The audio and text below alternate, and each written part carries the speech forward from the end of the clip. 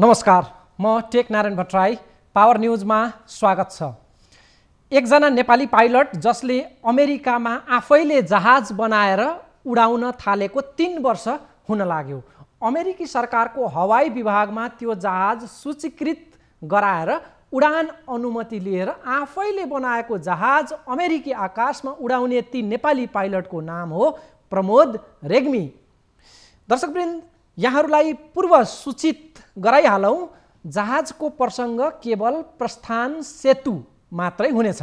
आजको कार्यक्रमको केन्द्रीय विषय कोरोना नियन्त्रणमा भइरहेका गम्भीर लापरवाही र उद्धार उडान, चार्टर उडानका नाममा चलिरहेको भित्री कालो करतुत बारे आज विज्ञ एकजना पाइलटको जो भुक्तमान पनि हुनुहुन्छ उहाँको सटिक टिप्पणीहरू सुन्नेछौँ।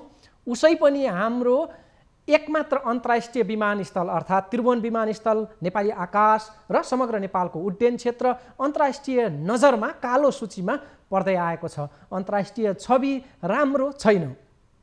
त्यसमाथि अहिले उडान खुल्ने सूचना आउनु र हुलमुलमै फेरि उडान बन्द गर्ने सूचना जारी गर्दा त्यसले पारेको लिङ्क असर बहुआयामिक छन्।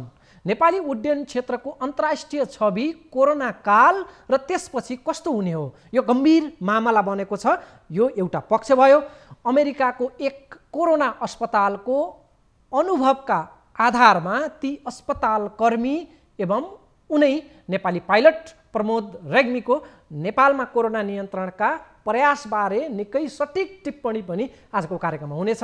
अहिले उद्धारका नाममा भइरहेका चार्टर उडानबारे हामी कति यथार्थ बुझिरहेका छौँ र कति कुहिरोको काग बनिरहेका छौँ, त्यो आज प्रश्न हुनेछ। सुरु त्यो जहाजकै चर्चाबाट गरौँ। नेपालीले बनाएको अमेरिका आकाशमा उड्ने त्यो फुर्तिलो स्पोर्ट प्लेन अमेरिकामा धेरैको ध्यान तानेको छ। त्यो प्लेनले अहिले त्यो जहाजको रङ, पहिले त त्यो जहाजको रङ फिका लाग्थ्यो, तर अहिले त्यो जहाज नेपाली झन्डाको रङमा सजिएको छ। नेपाली वैज्ञानिक महावीर पुन अमेरिका पुगेर त्यो जहाज चढेको पुरानो एक झलक दृश्य अनि अहिले नेपाली झन्डामा रङ्गिएको जहाजको ताजा दृश्य दाँजेर एउटा झलक हेरौँ, त्यसपछि थप चर्चा गरौँला। यो दृश्य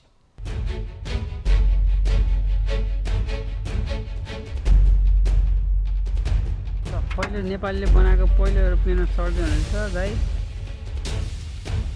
Deer Valley Ground, RB316 Alpha Mike, Russell Company.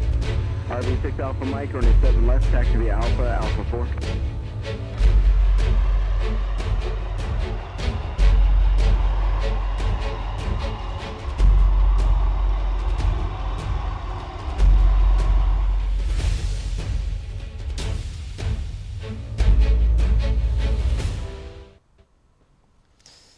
Nepali पाइलटले अमेरिकामा बनाएको झिल्के जहाज। पाइलट प्रमोद रेग्मीसँग आज उहाँको त्यो जहाजको बारेमा त कुरा हुन्छ नै, त्योभन्दा बढी कोरोना सङ्कट र उहाँको कोरोना अनुभवबारे चर्चा बढी हुनेछ। सोखले पाइलट, तर उहाँको खास पेसा इन्जिनियरिङ हो। अमेरिकाको एरिजोनामा ठुलो अस्पतालमा इन्जिनियरको रूपमा कार्यरत प्रमोद रेग्मी कोभिडका बिरामीका लागि आइसियु कक्षमा चाहिने उपकरणहरू जस्तो कि भेन्टिलेटर, अक्सिजन लगायत व्यवस्थापनका लागि खटिनुहुन्छ। कोरोना भर्खर सुरु भएदेखि उत्कर्षमा पुगेको र अहिले त्यहाँ घट्दो क्रममा रहँदा अमेरिकाको एउटा ठुलो अस्पतालको कोभिड म्यानेजमेन्टको अनुभव उहाँसँग राम्रो छ। त्यो अनुभवको कसीमा नेपालका लागि उपयोगी हुने केही सन्दर्भ र तुलनात्मक समीक्षा यो संवादमा उत्रिएको छ। अहिले जति पनि उद्धारको नाममा चार्टर उडानहरू नेपालबाट भइरहेका छन्, त्यसभित्रको गडबडीबारे केही तथ्य र अनुभवका आधारमा पाइलट प्रमोद रेग्मीले इसारा गरेका केही विषयहरू निकै अर्थपूर्ण र गम्भीर छन्। चार्टर उडानका नाममा केही निश्चित समूहले कसरी लुटको साम्राज्य चलाइरहेका छन् र नेपालीहरू कसरी कुहिरोको काग बनिरहेका छन्, त्यसको चिरफार आजको संवादमा हुनेछ। व्यक्ति एक, तर 3वटा आयाममा आज अंश अंशमा संवाद प्रस्तुत हुनेछ। पहिलो आयाम हो नेपाली पाइलटले आफैले बनाएको जहाजको हालचाल के छ पछिल्लो अपडेट। त्यो जहाज नेपाल ल्याउने उहाँको योजना पनि थियो, त्यसमा के प्रगति भएको छ सुरुमा त्यसबारे बुझौँ। त्यो जहाजको हालखबर के छ? तपाईँले त भ्रमण वर्ष 2020 का लागि लक्षित गरेर जहाजलाई नेपाली झन्डा अङ्कित गरेर चिटिक्क पनि पार्नु भएको थियो। त्यो जहाजको अपडेट लिगाउनु पर्यो। हो, तपाईँले भन्नुभएको एकदम ठिक हो। पहिलो फर्स्ट इयर चाहिँ मैले जहाजलाई त्यतिकै पेन्ट नगरिकन उडाएँ। टेस्टिङ फेज जस्तो पनि अब कतिको यसले चाहिँ पर्फर्मेन्स दिन्छ भनेर त्यतिकै उडाएपछि नेपालमा जाँदाखेरि विभिन्न टिभी मिडियाहरूमा पनि मैले चाहिँ तपाईँको कमेन्टमेन्ट गरेको थिएँ। नेसनल टिभीहरूमा चाहिँ म नेपालको लागि केही गर्छु मेरो भनेर। मेरो प्लान के थियो भने त्यो प्लेनमा चाहिँ अमेरिकाको लोवर 48 स्टेट घुम्ने र नेपालको तपाईँको प्रचार प्रसार गर्ने, स्पेसल्ली भ्रमण वर्षलाई लक्षित गरेर आफूले सक्ने, सबै नागरिकले आफ्नो तर्फबाट आफूले सक्ने कुरा गर्ने हो त्यसको लागि। त्यही अनुसार मैले पेन्ट चाहिँ नेपालको झन्डा पछाडि मेरो त्यो रडरमा नेपाली झन्डा अङ्कित गरेर कलर स्किम प्याटर्न पनि नेपाली झन्डै राखेर पेन्ट गरेर 3-4 महिना लाग्यो मलाई, सकेँ। अब ठिक्क यो तपाईँको नेपालको त्यो के भन्छ यो भ्रमण वर्षका चाहिँ लोगोहरू राखेर जब ट्राभल गर्ने बेला भएपछि यो कोभिडले हिट गरेपछि अलिकति स्लो डाउन भएको छ। म आफ्नो मिसनमा छु। यो अलि कोभिड स्लो डाउन भएपछि अनि फेरि I'll continue on those traveling and advertising. अनि तपाईं त नेपालमा त्यो जहाज ल्याउने पनि चाहना राख्नु भएको थियो।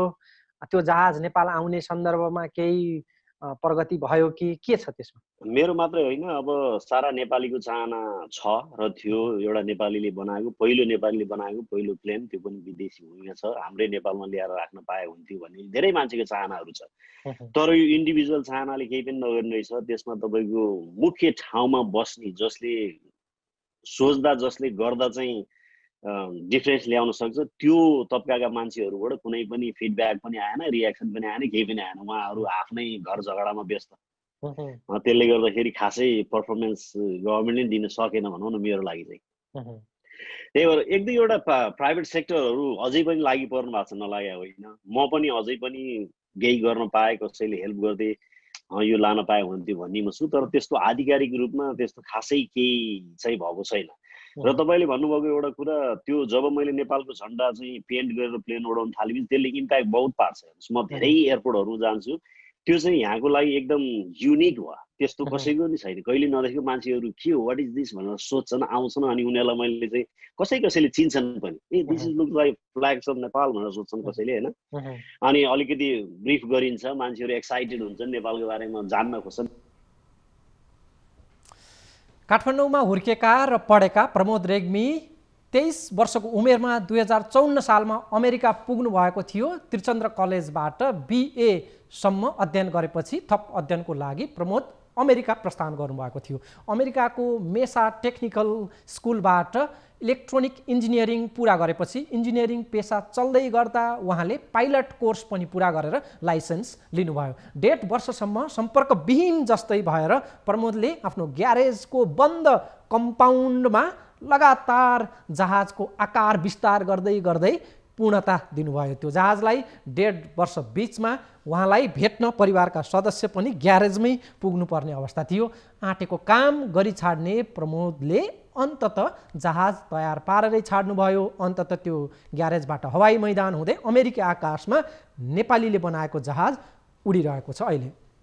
अब जहाज आफै बनाएको एकजना पाइलटको नजरमा अहिले नेपालमा हवाई उडान जुन बन्द भइरहेको छ, यो बन्द हुनु कति जायज छ वा हामीले अब के उपाय गर्न सक्छौँ, त्यसका बारेमा पक्कै पनि ठोस जवाफ हुन सक्छ उहाँसँग भनेर मैले यो अवसरलाई उपयोग गरेको छु। र त्यो नेपाल सरकारको निम्ति नियम बनाउने र नीति नियम बनाउने, निर्णय लिने तहमा पनि उहाँका यी कुराहरू, उहाँका अनुभवहरू काम लाग्न सक्छन् भन्ने मलाई लागेको छ।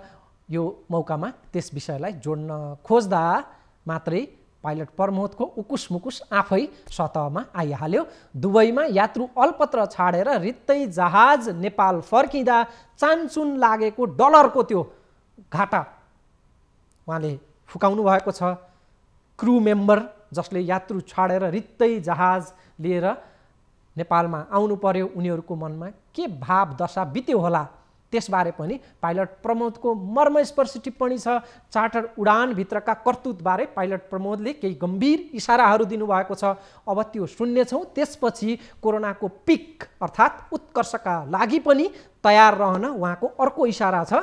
अब खास गरी काठमाडौँ उपत्यकामा खतराको घन्टी बजेको भन्दै त्यसबारे उहाँको टिप्पणी पनि सुन्नेछौँ। पहिले सुनौँ हवाई उडान बारेको यो संवाद। तपाईँको चार्टर फ्लाइट यिनीहरूले रिपार्टेड फ्लाइट भनेर जति चलाइरहेका छन् त्यसमा भयङ्कर ठुलो कमिसनको खेल छ। यसमा त म एकदम डाइरेक्टली इन्भल्भ नै भएको। मेरो एकजना साथी हुनुहुन्छ यहाँ, उहाँ 30 वर्षदेखि एभिएसन फिल्डमा हुनुहुन्छ र ट्राभल एजेन्सीहरू चलाएर बसिरहनु भएको छ। त्यस्तो मान्छेले यहाँबाट तपाईँको चार्टर फ्लाइट गर्न खोज्दाखेरि उहाँले कुनै पनि हालतमा गर्न सक्नु भएन। यो यति धेरै बिचौलिएर छन् कि बिचमा हेर्नुहोस् कुनै नगर्नु। तपाईँको नेपालमा क्यानको स्वीकृति नलिइकन फ्लाइट गर्न सकिँदैन। तपाईँको फ्लाइट प्लानदेखि लिएर हरेक कुराको स्वीकृति लिनुपर्छ।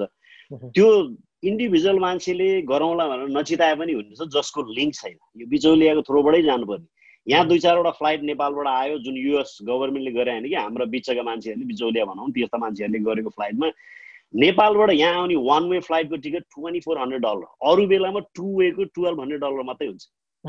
यस्तो तिरेर आउँदाखेरि अस्ति एकजना बहिनी भेट भएको थियो, उहाँले भन्नुहुन्थ्यो त बिर्सेर पनि यस्तो फ्लाइटमा चाहिँ नजानुहोस् है त।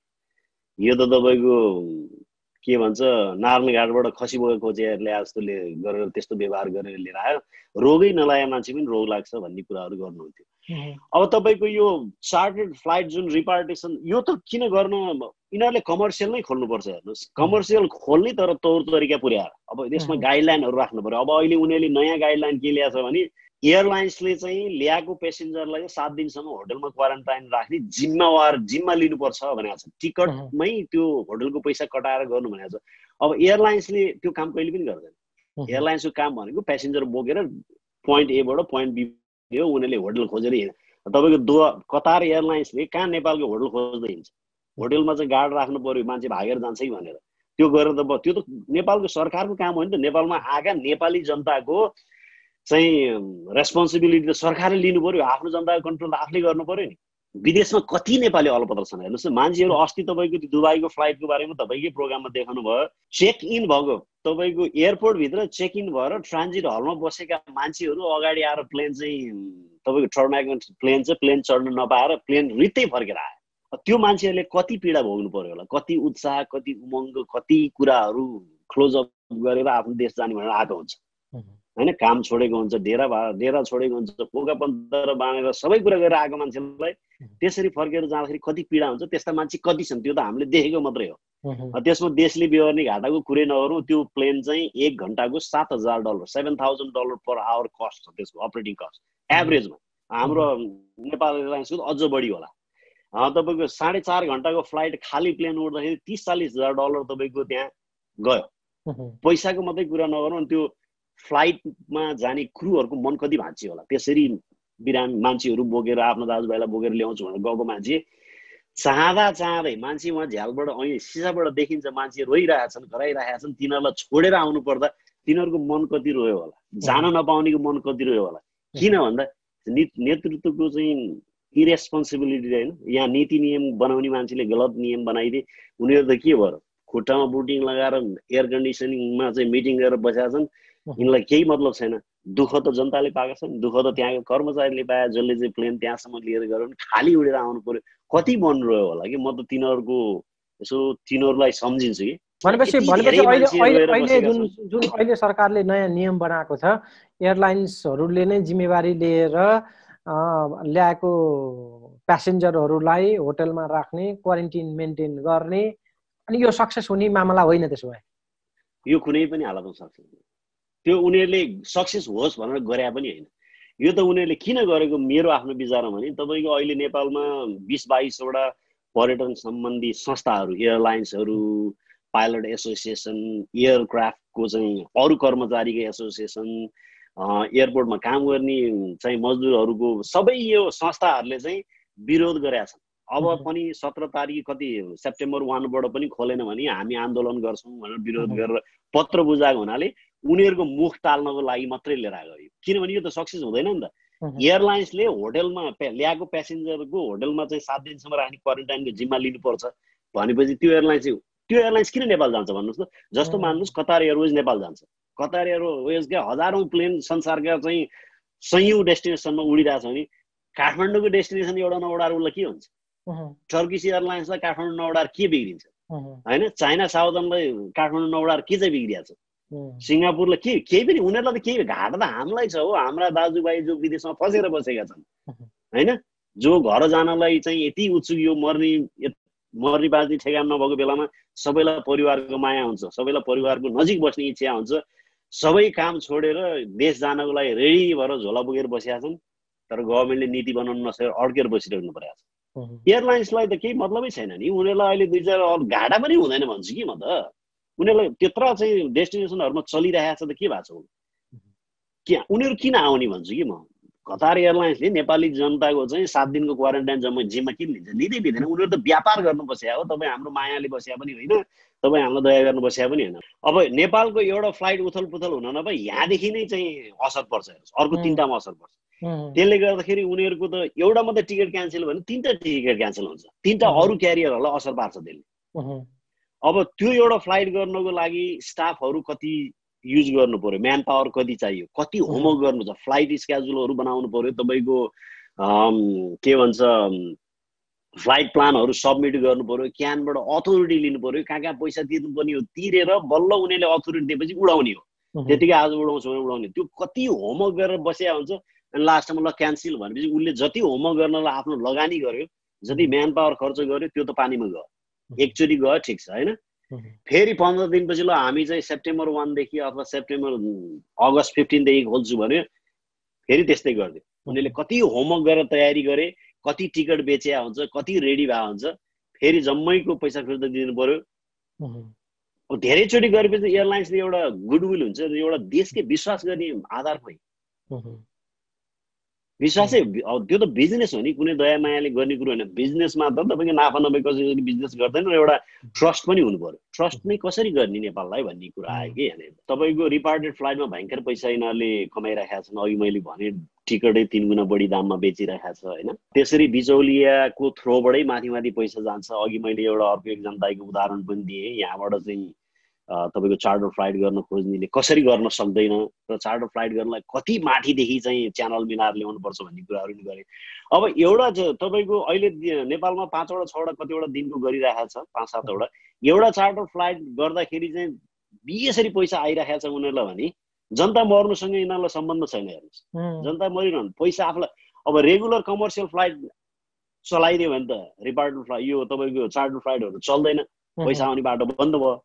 त्यो पनि छ एउटा, त्यही मात्रै चाहिँ म भन्दिनँ होइन, त्यो 100% त्यो पनि हो।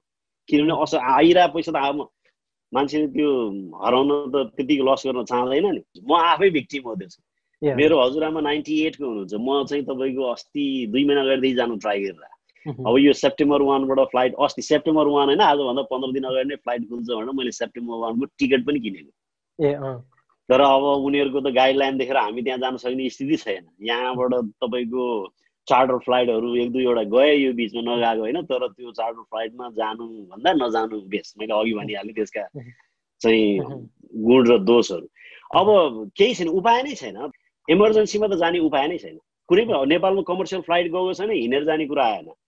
कति मान्छेहरूले चाहिँ यहाँदेखि दोहासम्म, यहाँदेखि सिङ्गापुरसँग दुबईसम्म चाहिँ कमर्सियल गरिरहेका छन्। त्यसबाट चाहिँ रिपार्टेडहरूमा नि गइरहेका छ। फेरि यस्तो अर्को पनि छ हेर्नुहोस्। अब नेपालीहरू विदेशमा बस्ने सबै नेपाली नागरिकता बोकेका छैनन्, कति मान्छेहरू विदेशका नागरिकता बोकेका पनि छन्। विदेशका नागरिकता बोके पनि नेपाली त नेपाल नै हो नि। यहाँ त हामीले आफ्नो कामका बाध्यताले अनेक ह्यासलहरूबाट बच्नको लागि नागरिकता लिएर बसिया हुन्छ। मेरो देश 0 भनेर छोडेर बसिया त होइन पक्कै पनि। त्यस्ता मान्छेहरूलाई त टुरिस्ट नै गन्छ। हेर्नुहोस्, एयरपोर्टमा चाहिँ तपाईँको इमिग्रेसनको बेन्च छ कि छैन? टुरिस्टलाई भिसा दिने, हामीलाई भिसा दिने हो कि नदिने हो त नेपालको क्षेत्र? यहाँबाट गएर मात्रै त हुँदैन। त्यस्तो धेरै कुराहरू छन्, सरकारले विचार गर्नुपर्ने। तपाईँको अर्को एउटा कुरो यहाँ जोड्न चाहिहालौँ, यो म आफै भिक्टिम भएको कुरो। यो जसरी मैले ट्रिपमा जान चाहेर यो के हो त सरकारको अलिकति बुझ्नु पर्यो भने, वासिङटन डिसीको नेपाल एम्बेसीमा फोन गर्दाखेरि यति लाजमर्दो छ। हेर्नुहोस्, एम्बेसीको फोनमा भोइसमेल शुद्ध सेटअप गरेको छ। भोइसमेल तपाईँलाई थाहा छ, कुनै पनि फोनमा फोन गर्दाखेरि फोन उठेन भने भोइसमेलले फोन उठाउँछ र आफ्नो मेसेज छोड्ने, उनीहरूले रिप्लाई गर्छ। टेक्नोलोजी एकदम सिम्पल। यो 10औं वर्ष भइसक्यो यो टेक्नोलोजी आयो। नेपालको नेपाल एम्बेसी वासिङटन डिसीमा भोइसमेल सेटअप गरेर हिँड्छ, मरिगए फोन नउठाउने हेर्नुहोस्। 10 चोटि भन्दा बढी फोन गरे होला, फोनै उठाउँदैन। अब यति ठुलो क्राइसिस छ, यति धेरै नेपाल अमेरिकामा 3 लाख जति नेपाली बसिरहेका छन्, त्यो एउटा जिम्मेवारी के सरकारको तर्फबाट हुनुपर्ने जिम्मेवारी खोइ। उनीहरूले त पुरा त्यहाँ बसेर ब्रिफिङ गर्ने, यस्तो यस्तो भइरहेको छ, अपडेट गराउनु पर्ने हो मान्छेलाई, कति जान चाहिरहेको होलान् हैन। त्यसलाई चाहिँ तपाईँको चाहिँ हाम्रो चार्टर फ्लाइट यस्तो भइरहेको छ, एउटा हुन्छ केही त एमएससी को तपाईँको वेबसाइटमा जानुहोस्, वेबसाइट देखेर लाज लाग्छ। सरकारले हेर्दाखेरि हामीले यसरी बन्द त गरेका छौँ नि, त के गर्ने, हाम्रो तर्फबाट हामीले गरिरहेका छौँ भनेर एउटा जोगिने बाटो पनि भयो। त्यो होइन, अब त हामी कोभिडसँग बाँच्न सिक्नु पर्यो। सबै बन्द गरिदिएर त कि यहाँ अमेरिकामा जस्तो तलब दिएर राख्न सक्नु पर्यो। अहिले यहाँ तपाईँ काम नगर्ने मान्छेहरूलाई पनि दिन के हो, तपाईँको हप्ताको $600 देखि $1000 गभर्मेन्टले दिएर पालेर राखिरहेछ। घरको मोर्गेज नतिरी पनि हुन्छ, व्यापार घाटा जानेहरूले भाडा नतिरी पनि हुन्छ, सरकारले सब मिना गरिदिएको छ। त्यो गर्न सक्नु पर्यो सरकारले, अनि घर बसेर मान्छे खान पनि सक्छन्। अब दिने केही पनि नदिने, लकडाउन मात्रै भनेर त मान्छे त तपाईँको यो के भन्छ, यो कोभिडले भन्दा नि अरू चिजले मरिरहेका छन्। सुसाइडको रेट कति माथि गएको छ अहिले हेर्नुहोस्। मजदुरी गरेर खानुपर्ने मान्छे, राम्रै काम हुने मान्छेले पनि कहाँबाट ल्याएर खाने, घरमा त सबै कुरो उम्रिँदैन। काममा नगएपछि पैसा हुँदैन, डेरा भाडा तिर्नु पर्यो होइन, बिजुली पानी कर, सरकारले ऋण लिएर भने कर तिर्न आउनुहोस् भन्ने अस्ति एउटा भिडियो हेरेको थिएँ, त्यो हेर्दा पनि हाँस उठ्ने कुरा। ऋण लिएर कर तिर्न जाने कि पैसा कमाएर कर तिर्न जाने। दर्शकबिन, हामीले आज एउटा अन्तर्वार्ताको रूपमा पाइलट प्रमोद रेग्मी जो अमेरिकामा बस्नुहुन्छ र अहिले उहाँ अमेरिकाको एउटा प्रतिष्ठित अस्पतालमा अस्पताल कर्मीको रूपमा पनि उहाँ कार्यरत हुनुहुन्छ र एकजना पाइलट हुनुहुन्छ जसले आफै जहाज बनाएर अमेरिकामा नेपाली झन्डाको रङ पोतेर त्यो जहाज उडाउँदै आउनुभएको छ। उहाँसँग आज हामी 3वटा आयाममा कुराकानी गर्दैछौँ। उहाँको एउटा अस्पतालमा कार्यरत इन्जिनियर भएको नाताले र कोभिड पेसेन्टहरूसँग उहाँले डिल पनि गरिरहेको, त्यो अस्पतालको कोरोना म्यानेजमेन्टको उहाँसँग अनुभव पनि भएको सन्दर्भमा त्यो कसीमा हामीले नेपाललाई जोडेर पनि समीक्षा गर्दैछौँ र नेपालमा जुन उडान अहिले अवरुद्ध छ, उडान खोल्ने पनि कुरा चलिरहेको छ, यो सन्दर्भमा केही नेपालका लागि उहाँको जुन उड्डयन क्षेत्रको अनुभव छ त्यो पनि हाम्रो लागि केही लाभदायक हुनेछ भन्ने सन्दर्भ र त्यो स्पोर्ट प्लेन, उहाँको जुन प्लेन छ त्यसको बारेमा पनि हामीले मिसाएर कुराकानी गर्दैछौँ। एउटा ब्रेकका लागि रोकिन्छौँ, ब्रेकपछि बाँकी संवाद जोड्नेछौँ।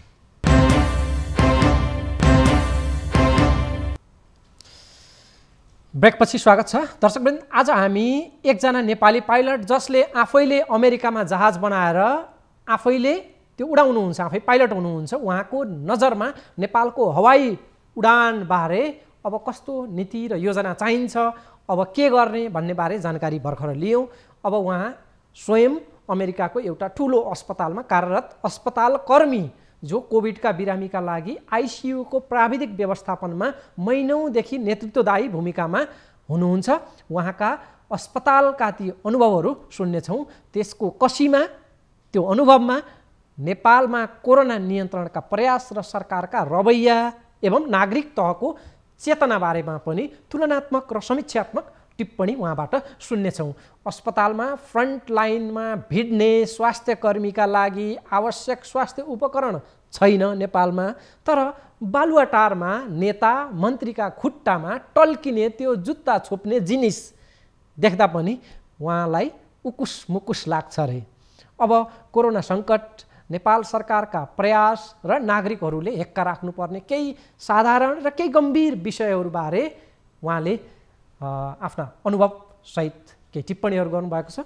यो बाँकी संवाद सुनौ कोरोनाको बारेमा। COVID positive patient is being transferred to this OR right behind me. This particular patient have some sort of other complication, so they're gonna have to do surgery on him. My job is here to make sure and verify the room is properly isolated and it's safe enough to bring the COVID patient. म हस्पिटलमा काम गर्छु। हाम्रो स्टेटको सबभन्दा ठुलो hospital हो, फेरि तपाईँको झन् 1000 बेड भएको ठुलो हस्पिटल छ। अब म इन्जिनियरिङमा काम गरे पनि यो कोभिडको चाहिँ तपाईँको आइसोलेसन रुमहरू चाहिँ हामीले चेक अफ नगरिकन बिरामी राख्न पाइँदैन। त्यसले गर्दाखेरि रुममा जानै पर्छ, अनि नन मेडिकल भए पनि भेटघाट हुन्छ कोभिड पेसेन्टसँग। अब तपाईँको सुरुमा चाहिँ हाम्रो अलिकति अन्डरलाइङ हेल्थ भएको बुढाबुढीलाई लाग्छ मात्रै भन्ने थियो, त्यही भएर यङ्स्टरहरूले धेरै पार्टी गरे। तपाईँको यो जुलाई महिनामा भयङ्कर पार्टीहरू भयो यहाँ पनि, तपाईँको थुप्रो यङ केटाहरू लाग्यो। त्यसपछि मान्छेहरू अलिकति डरायो। मैले नेपालको कन्टेक्समा के देखेँ भने मान्छे सरकारले लकडाउन गर्दैमा यो कन्ट्रोल हुने होइन, सरकारले मात्रै लकडाउन गरेर हुँदैन, जनचेतना नै एकदम ठुलो कुरो माने मैले। यहाँ पनि त्यही भएको थियो। तपाईँको जुन महिनामा पुरै चाहिँ लकडाउन जस्तो गरेका थिए यिनीहरूले, होमस्टे भनेर, त्यो कम भयो। जुलाई 1st मा खोलिदियो। तपाईँको जुलाईको 2nd विक पछि यति धेरै तपाईँको केस बढ्यो कि एकदम स्पाइक हाई गयो। अनि उनीहरूले फेरि पहिलाकै सिचुएसनमा ल्याएपछि अहिले फेरि घटेर तपाईँको अहिले फेरि यिनीहरू नर्मल हो। जम्मा दिनको 500-400 मान्छेमा आएको छ अहिले इन्फेक्ट। कहाँ 30,000 कहाँ 500, धेरै फरक आयो। यङहरू नै जब ढल्न थालेपछि अनि मान्छेलाई चेतना आयो, हो इट्स डेन्जर, यो जसलाई पनि लाग्ने रहेछ भनेर त्यो चेतनाले मान्छेलाई घटायो कि अहिले। तपाईँले त्यहाँ हस्पिटलमा देख्दाखेरि कुन एज ग्रुपको बढी चाहिँ एफेक्टेड देख्नुहुन्छ त्यहाँ? तपाईँको अहिले त तपाईँको बराबर जस्तै छ। यङहरू 20, 22, 25 वर्ष पनि मैले देखाएको छु होइन। बढी चाहिँ अलिकति एजेड मान्छे भन्दा पनि health condition, whoever has a poor health condition, तिनीहरू लागेको छ देखियो। लाग्ने भन्दा नि यस्तो छ कि अब लागेर हस्पिटल जाँदैमा तपाईँलाई लिइहाल्दैन, भर्ना पनि लिँदैन। हस्पिटल गएपछि उनीहरूले हेर्छ कस्तो छ कन्डिसन, यसलाई चाहिँ आइसियुमा राखेर चाहिँ मेसिनै लगाउनु पर्ने हो भने मात्रै हो, नत्र त धेरै मान्छेलाई घरै पठाउँछ। घरमै बस्ने, तपाईँको आफ्नो चाहिँ सबै कुरा मेन्टेन गरेर घरेलु उपचारबाटै पनि धेरै मान्छे निको हुँदो रहेछ। त्यहाँ जस्तो पेसेन्टलाई घरमा राख्दाखेरि, होम आइसोलेसनमा राख्दा उसलाई चाहिँ गभर्मेन्टले केही सपोर्ट गर्छ, निगरानी राख्छ, डक्टरहरूको उसले हेल्थ केयर पाउँछ, वा ऊ आफू इन्डिपेन्डेन्टली प्रिकर्सनहरू अपनाएर बस्न पाउँछ? के छ त्यहाँको मोडालिटी चाहिँ? त्यो त इन्डिभिजुअल नै हो। तपाईँ घरमा आफूले आफ्नै हिसाब किताबले बस्ने हो। अब जस्तो घरमा फ्यामिली हुन्छ होइन, अब एउटा कोठामा बस्ने, आफ्नो बाथरुम आफूले मात्रै युज गर्ने, जे पाए त्यही नछुने, आफैले मेन्टेन गर्ने हो सबै। जसलाई चाहिँ मेडिकल पर्सनलको चाहिँ एटेन्सन जरुरी हुन्छ त्यस्तोलाई त हस्पिटलमै राख्छ। तर उनीहरूलाई चाहिँ एउटा भने हुन्छ कि यो भयो भने तुरुन्त हस्पिटल आउनु भने हुन्छ। यहाँ चाहिँ सजिलो पनि छ, 911 कल गरेपछि घरमै लिन आउँछ। त्यस्तो त्यो अब नआउला मरिएला भन्ने हुँदैन। अलिकति हामी कहाँ भन्दा त्यो चाहिँ राम्रो छ। तर तपाईँको सभियर नभइकन हस्पिटलले चाहिँ लिँदैन। त्यो चाहिँ मैले आँखाले देखेको, धेरै मान्छेलाई फर्काउँछ होइन। मान्छे फेरि अलि हाततिर नि जान्छन् कि, थोरै ज्वरो आयो भने डराएर गइहाल्ने त्यस्तो हुन्छ। अब हस्पिटलमा कस्तो नि, पहिला चाहिँ भित्र छिरेपछि स्क्रिनिङ गरेपछि मात्रै भित्र तपाईँको के भन्छ वार्डभित्र लान्थ्यो। अहिले त तपाईँको हाम्रो गेटदेखि नै सुरु हुन्छ।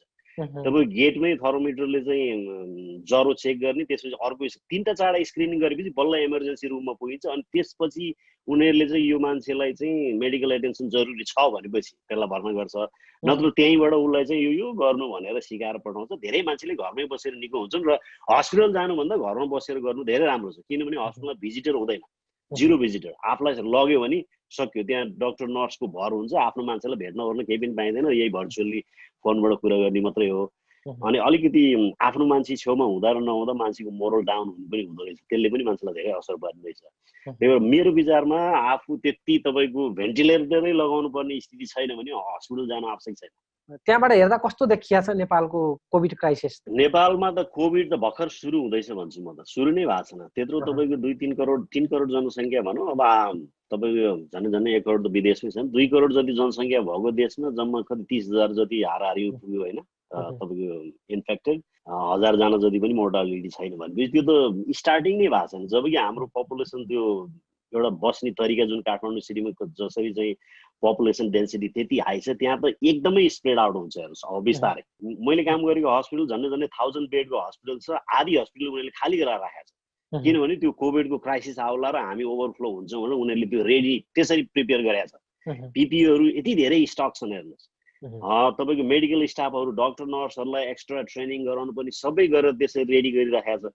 अब त्यो कुरो हामी कहाँ के पनि छैन। अब गभर्मेन्टलाई मात्रै दोष दिएर नि हुँदैन, फेरि यसमा दुई पाटो छ। जनताहरूमा पनि जनस्तरको चेतना आउनु पर्यो। तपाईँले देखिहाल्नुभयो हाम्रो चाहिँ एनआइसीमा महावीर पुनले अस्ति मैले देखाएको थिएँ, फेसबुकमा लेख्नु भएको थियो 25 जना डक्टर नर्सहरू पिपिई माग्न आएको थिए, 14 जनालाई चाहिँ पुग्यो, अरू त्यसै रुँदै फर्किनु भयो भने। अब त्यस्तो डक्टर नर्सले महावीर पुनकोमा चाहिँ पिपिई माग्न जाने हो त? यो कुनै दुनियाँमा चाहिँ सुहाउने कुरा हो? यो काम कसको हो?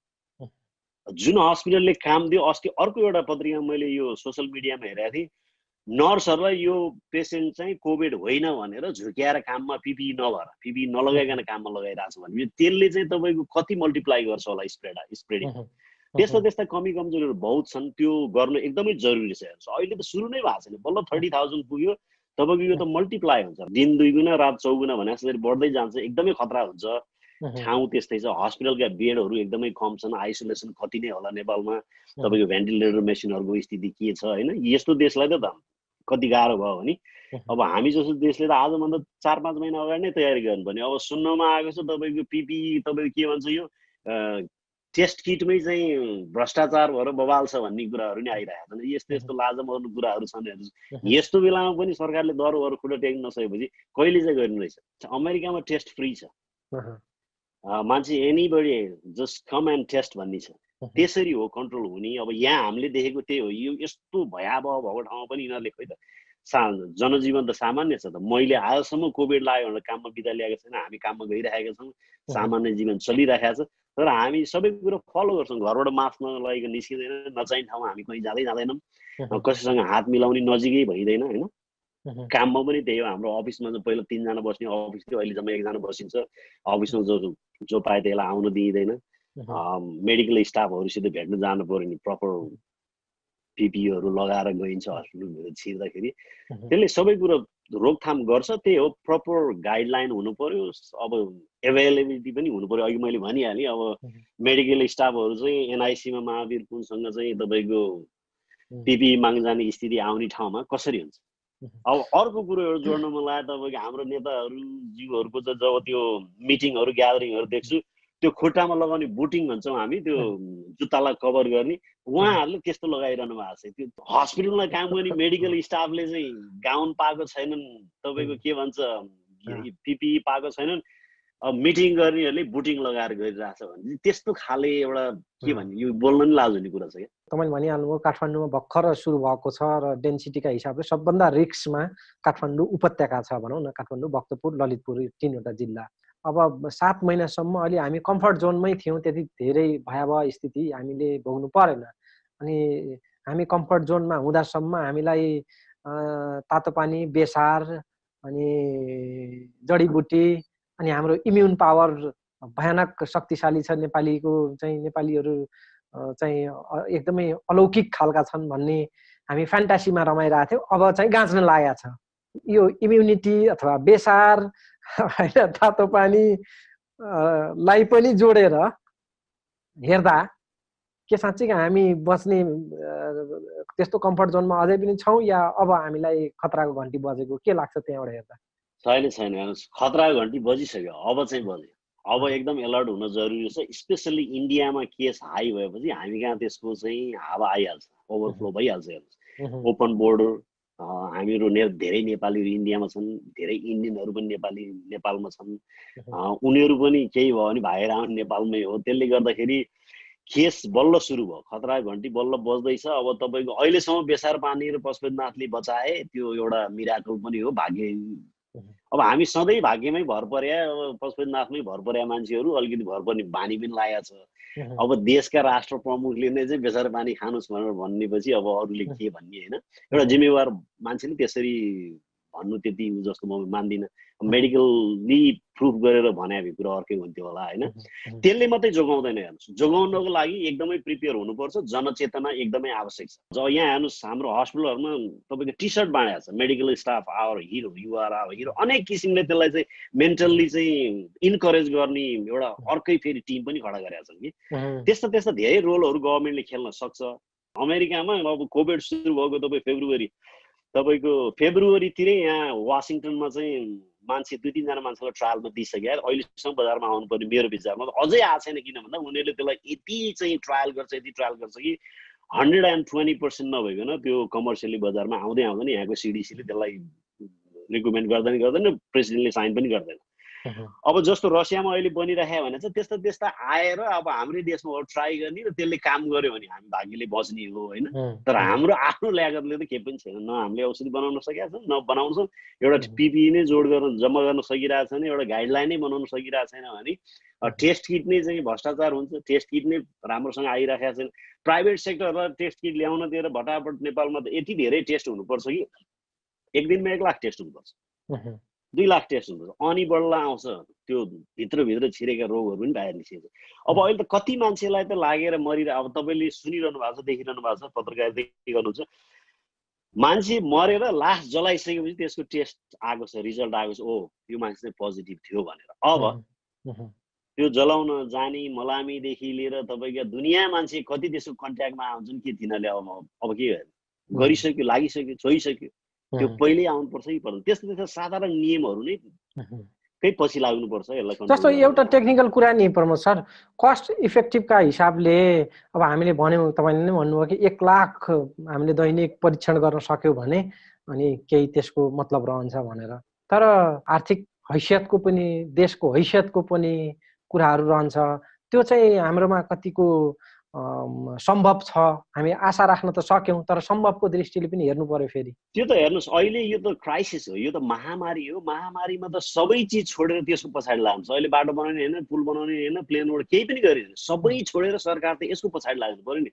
भोलि जनतै रहेन भने के कसले को माथि शासन गर्ने तपाईँको देशका जनता आधा मरेर गए आधा इफेक्टिभ भयो त्यसको त लङ टर्म इफेक्टहरू पनि देखिरहेको छ अहिले जसलाई निको भयो त्यो निको 100% निको भएको छैन त्यसलाई केही न केही असर छोडेर गएको छ अब सबै चाहिँ बाँच्ने जति जम्मै लुला लङ्गडा भए रोगी भयो र आधा जनसङ्ख्या मरेर गयो भने यिनीहरूले को माथि शासन गर्ने भन्नु त यो त अहिले त कसरी बाँच्ने र कसरी बचाउने हो यो अनिकालमा बिउ जोगाउनु हुलमुलमा जिउ जोगाउनु भने जस्तो यो महामारी हो महामारीमा पहिला त जोगिनु पर्यो नि आफू पहिला त्यो गर्नु पर्यो कस्ट त हेर्नुहोस् यिनीहरूलाई दुनियाँ संसार गर्न पैसाले पुग्छ टेस्ट गर्न पुग्दैन भन्ने कुरामा म विश्वास गर्दिनँ मेरो विचारमा त यो फ्री हुनुपर्ने हो हुनुपर्छ गभर्मेन्टले गराउनै पर्छ फ्री नभएसम्म यहाँ पनि फ्री थिएन सुरुमा अप्रिलसम्म फ्री थिएन $250 थियो कोही पनि गएन को जाने मलाई सबै कुरो राम्रो छ म $200 $50 खर्च गरेर किन जान्छु त्यो मात्रै नभइकन एपोइन्टमेन्ट लिनु पर्ने मेरो पुरा दिन बर्बाद हुने मान्छे नै जाँदै गएन अनि यिनीहरूलाई थाहा भयो कि यो फ्री नगराइकन र मान्छेलाई इन्करेज नगरिकन हुँदैन भन्ने भएपछि बल्ल यिनीहरूले फ्री गराउन थाल्यो अब यिनीहरू त धनी देश हो होइन त्यो भन्दैमा हामी त्यति गरिब छैनौँ कि यो टेस्ट पनि गराउन नसक्ने यिनीहरूलाई त दुनियाँ संसार गर्न पैसा पुग्छ जस्तो 5000 भनेको छ नि 5000 कस्ट भनेको छ नि अब यो 5000 मा त कमिसन अब अनेक हाम्रा चाहिँ सबै कुरा मिलेको छ भएर अलिक कस्ट हाई भएको हो कि यो कस्टको बारेमा पनि तपाईँ केही टिप्पणी गर्नुहुन्छ यो बढी भयो अथवा अब एक्ज्याक्ट कति कस्ट पर्छ होइन अब त्यो देश अनुसार जस्तो चाइनामा बन्ने किट नेपालमा जाँदाखेरि कतिमा पुग्छ र यहाँ आउँदा कति पर्छ भन्ने कुराहरू त त्यो तपाईँको के ट्रान्सपोर्टेसन उपार्छ जस्तै हो नि ल मान्नुहोस् 5000 पर्यो फर इक्जाम्पललाई भन्यो भने 4000 सरकारले बेहोर्दैन 1000 मान्छे मात्रै इन्डिभिजुअललाई तिराउने गर्न सक्दैन सरकारले किन नसक्ने सकिहाल्छ नि नेपालले गर्न नसक्ने भन्ने छैन गभर्मेन्टले गर्नु पर्यो जनताले त कसरी गर्ने अहिले तपाईँको 5000 रुपियाँमा चाहिँ ऊ छ टेस्ट गर्न छ प्राइभेटली नेपालमा तर कसले एफोर्ड गर्न सक्छ त गर्नै छैन त्यो त फ्री हुनुपर्छ भन्छु म त सरकारले फ्री गराउनै पर्छ क्या त्यति नगराएसम्म त मान्छे एफोर्डेबिलिटी खोइ कहाँबाट ल्याएर गर्न जाने 5000 रुपियाँको तपाईँको टेस्टिङ गभर्मेन्टले अरू सबै खर्च गर्न काम छोडेर यसको पछि लाग्नै पर्छ अब नेताले चाहिँ त्यो खुट्टामा बुटिङ लगाएर मास्क लगाएर आफू जोगियो भन्दैमा हुँदैन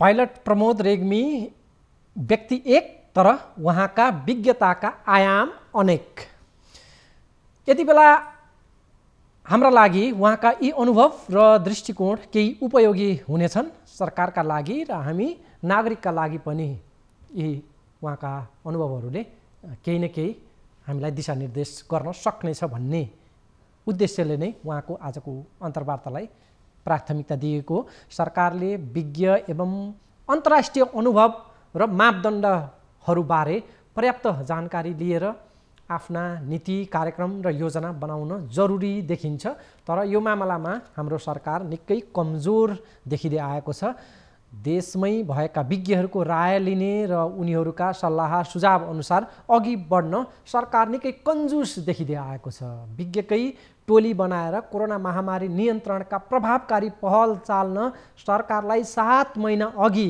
नेपालमा कोरोना नभित्रिँदैदेखि दबाब र सुझाव आएका थिए तर सरकार एकमना ढङ्गले अघि बढिरहेको छ यो सरकारले 2/3 बहुमत ल्याएको कसैको निर्देशन मान्न वा राय सल्लाह लिएर चल्नका लागि होइन भन्ने प्रकारको रवैया त्यो दम्भ त्यो मनोदशा सरकार नेतृत्व गर्नेहरूमा देखिन्छ त्यो मनोदशा विज्ञको समिति वा टिम बनाएर काम गर्ने अगाडि बढ्ने एउटा छलफल चलेको थियो। त्यो प्रस्तावदेखि सर्वदलीय समिति बनाउने सन्दर्भमा पनि प्रधानमन्त्री ओली र मन्त्रीहरूबाटै त्यो मनोदशा प्रकट भएको थियो कि हामी 2/3 कसको कुरा सुन्ने, हामीलाई कसले आदेश गर्ने, हामी किन अरूको निर्देशन मान्ने, त्यो मनोदशा प्रकट भएको थियो। कोरोनासँगको लडाईँ त्यही बिन्दुबाट कमजोर हुँदै गएको मान्न सकिन्छ। सबैलाई साथ लिएर फराकिलो शक्ति बनाएर अघि बढ्नु पर्नेमा भाग खोज्न अरूलाई किन निम्तो दिने, अरूलाई किन भित्र्याउने, सकेसम्म आफैले मौकाको फाइदा उठाउने खालको सोच, व्यवहार र प्रमाणित काण्डहरू पनि भएका छन्। ती थुप्रै गलत नियतका घटनाहरू सतहमा आएका छन्। हामी ती समाचारमा सुनिरहेकै छौँ। न त पारदर्शिता छ, न त काममा दक्षता नै देखिएको छ सरकारको, न त कोरोना नियन्त्रण हुने कुनै छनक नै देखिएको छ। बरु बढ्दो रफ्तारमा छ कोरोना सङ्क्रमण र मृत्युदर दुवै। सङ्कट गहिरिँदै जाँदा सरकार झन कमजोर बन्दै गएको देखिँदैछ। त्यसको मार नागरिकमा पर्दै गएको छ। सरकार कमजोर हुँदा असर भोग्ने नागरिकले हो। अहिले ठुला बडाका लागि विकल्प नै विकल्पहरू छन्, अप्सनहरू छन्। उनीहरूलाई सङ्कटले खासै छोएकै छैन अहिलेसम्म पनि। तर 7 महिना भयो आम नागरिकको दुःख झन गहिरो हुँदै गएको छ। अझै पनि सरकारले प्रभावकारी पहल लिन सकिरहेको छैन। त्यो यहाँ नेपालकै जमिनबाट पनि देखिरहेकै छ र विश्वको जुनसुकै भूगोलबाट त्यही दृश्य देखिँदैछ। पाइलट प्रमोद रेग्मीले देखेको दृश्य आज कार्यक्रममा उतारिएको छ। उहाँको दृश्य पनि, उहाँको दृष्टि पनि त्यही छ। दर्शकहरू, अब अन्तिममा आएका छौँ। अब एउटा फरक तर एउटा सानो प्रसङ्ग यहाँ जोड्न सान्दर्भिक छ। यो दृश्य बल्खुको तरकारी बजारमा देखिएको दृश्य हो। यति बेला यो दृश्य सामाजिक सञ्जालमा भाइरल भइरहेको छ। कोरोना महामारीलाई गिज्याउने यो दृश्यमा सामाजिक दूरीको धज्जी उडाइरहेको त्यो देखिन्छ। तरकारी किन्ने ग्राहकहरूको भिडले कोरोना भाइरसको जोखिमप्रति मानिसहरू कतिको सचेत छन् भन्ने कुरालाई स्पष्ट पारिदिएको छ। कोरोनाको सम्भावित जोखिमलाई ध्यानमा राखी गत बुधबारदेखि काठमाडौँ उपत्यकाका 3वटै जिल्लाहरूमा निषेधाज्ञा लागू गरिएको छ। बाक्लो जनघनत्व भएका यी 3 जिल्लामा पछिल्लो समय कोरोनाका सङ्क्रमितहरू बाक्लो सङ्ख्यामा देखिएका छन्। तर यो दृश्य हेर्दा यस्तो लाग्छ कि राजधानीमा कोरोनाको केही डर नै छैन। यो दृश्य हेरौँ।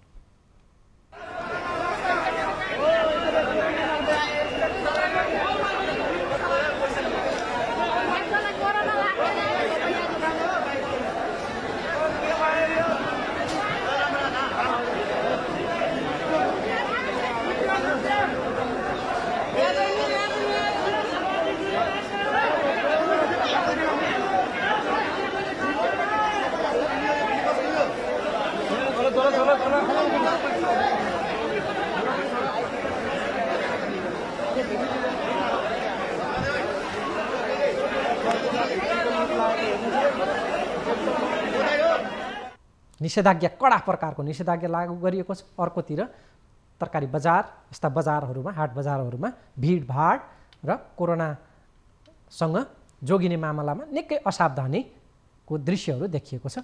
आजका लागि पावर न्युजको निर्धारित समय सकिएको छ। अर्को श्रृङ्खलामा भेट्ने गरी बिदा चाहन्छु। नमस्कार।